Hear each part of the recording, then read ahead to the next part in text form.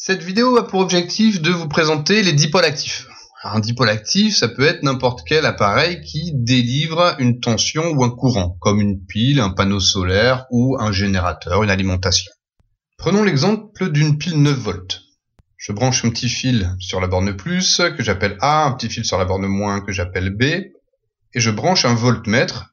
Sans grande surprise, je vais mesurer 9 volts à ces bornes. Maintenant, sur A et B, je viens brancher une ampoule à filament.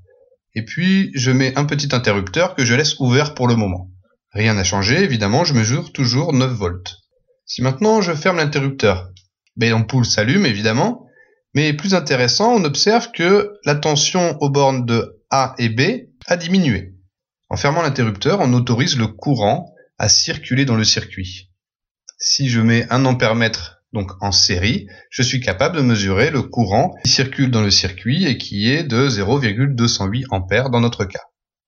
Lorsque je réouvre l'interrupteur, l'ampoule s'éteint bien sûr, le courant ne circule plus, donc une intensité mesurée de 0 ampères, et la tension aux bornes de la pile revient à 9 volts. C'est la tension à vide, le circuit est ouvert, on peut considérer que la résistance est infinie, aucun courant ne peut circuler dans le circuit.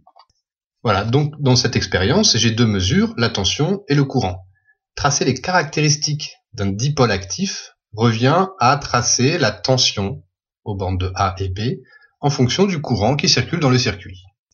Dans ce cas précis, à vide, la tension est de 9 volts, le courant est égal à 0, je peux placer un petit point sur le graphe ici.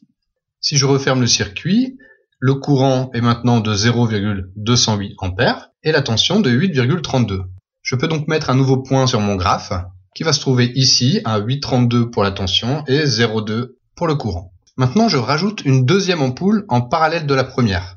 Ce montage appelle plus de courant, l'intensité est maintenant de 0,387 ampères et la tension vaut 7,74 volts. Je rajoute donc un nouveau point sur mon graphe qui correspond à ces mesures. Donc l'idée pour continuer la caractéristique de ce dipôle actif est de continuer à augmenter le courant et mesurer la tension aux bornes de AB. Alors on pourrait continuer comme ça à rajouter des ampoules en parallèle de notre circuit qui demanderait de plus en plus de courant. En réalité, ces ampoules se comportent comme des résistances que l'on place en parallèle.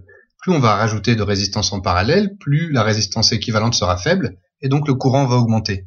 Une manière plus simple d'avoir ce résultat est de placer à la place des ampoules, une résistance variable, que j'appelle ici RC pour résistance de charge. Admettons que je règle la résistance à 10 ohms, je peux mesurer un nouveau couple de valeurs pour les tensions et le courant et rajouter un point sur le graphe. Puis je fais de même pour 5 ohms, 2 ohms, 1 ohm.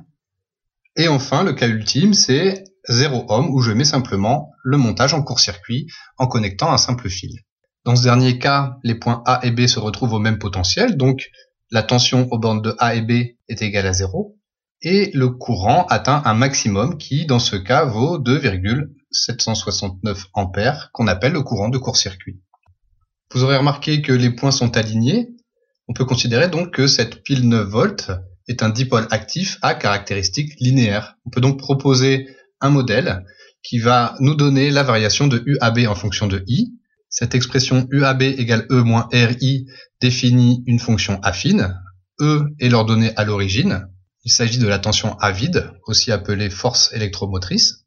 Et le coefficient moins R correspond à la pente de la droite, exprimée en volts par ampère. Il a donc les dimensions d'une résistance. Ce petit R est appelé la résistance interne du dipôle actif. Elle est responsable de la chute de tension lorsque le courant débité par la pile dans le circuit augmente. Cette pile 9 volts est donc électriquement équivalente à un montage où on aurait un générateur de tension parfait de 9 volts avec en série une petite résistance appelée résistance interne de 3,25 ohms. Ce modèle est appelé le modèle de Thevenin. Il a les mêmes caractéristiques électriques que cette pile de 9 volts. On peut également proposer un schéma équivalent dit de Norton qui aurait les mêmes caractéristiques électriques lui aussi, qui serait composé d'une source de courant parfaite associée à une résistance en parallèle. Pour être équivalent, il faut que cette source de courant débite une intensité égale à ICC que l'on a mesuré tout à l'heure en court-circuit. Voilà, alors attention, tous les dipôles actifs n'ont pas forcément une réponse linéaire. Prenons comme exemple un panneau solaire qui recevrait un éclairement constant. Pour tracer la caractéristique de ce nouveau dipôle actif, je vais appliquer exactement la même méthode. On reconnaît le montage avec un voltmètre et un ampèremètre pour mesurer les couples UAB et I. Premièrement, j'ouvre le circuit, la résistance est infinie, le courant est nul, je peux mesurer la FEM, c'est-à-dire la tension à vide E0, je place mon petit point.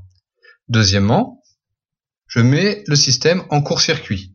La résistance équivalente est nulle, la tension est nulle et le courant vaut la valeur du courant de court-circuit. Voilà, j'ai les deux points extrêmes de ma caractéristique. Maintenant, je vais placer dans le circuit une charge variable. Je vais faire varier la valeur de la résistance et relever les couples I et U. Au fur et à mesure que la résistance diminue, le courant va augmenter et la tension va chuter. Je trace point par point toutes les caractéristiques pour obtenir une courbe de cette forme-là. Vous voyez que cette caractéristique ne peut pas du tout être approchée par une forme linéaire. C'est la courbe caractéristique d'un panneau photovoltaïque. Voilà, et quel que soit le générateur que je veux caractériser, je peux toujours utiliser cette même méthode. On s'arrête ici concernant les dipôles actifs. Merci d'avoir regardé la vidéo et à bientôt.